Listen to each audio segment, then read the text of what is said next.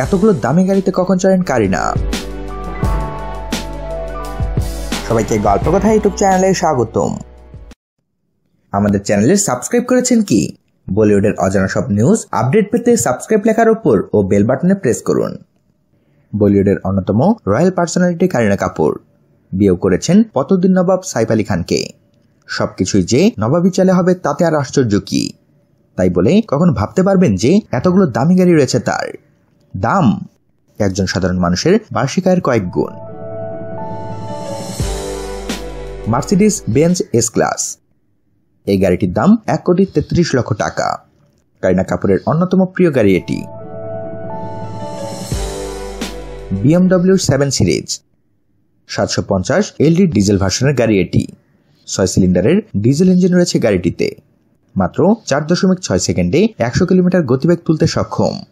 দাম 1,29,00,000 টাকা থেকে 1,32,00,000 টাকা।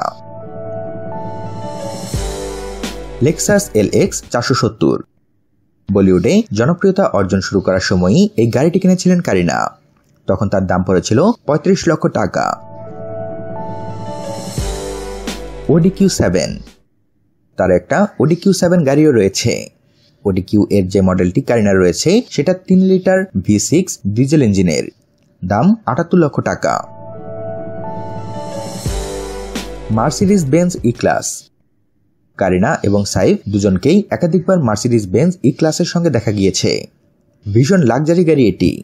দাম 58,61,000 টাকা থেকে 72,85,000 টাকা। রেঞ্জ রোভার, সেলিব্রিটি মহলে রেঞ্জ রোভার ভীষণ জনপ্রিয়। শহরের বাইরে গেলে সাইফ কারিনার জুটি সাধারণত এই গাড়িটি ব্যবহার করে থাকেন। এর দাম 1,66,00,000 টাকা। হোন্ডা CR7, কারিনার সাইফের এই গাড়িটি সাধারণত মেয়ে সারা আলী খান ব্যবহার করেন। দাম 27,00,000 টাকা থেকে 30,00,000 টাকার মধ্যে। তো বন্ধুরা, এই গাড়িগুলোর মধ্যে কোনটি আপনার ভালো লেগেছে তা জানিয়ে দিন আমাদের কমেন্ট বক্সে। আর ভিডিওটিতে লাইক ও শেয়ার দিয়ে আমাদের সাথে থাকুন। ধন্যবাদ।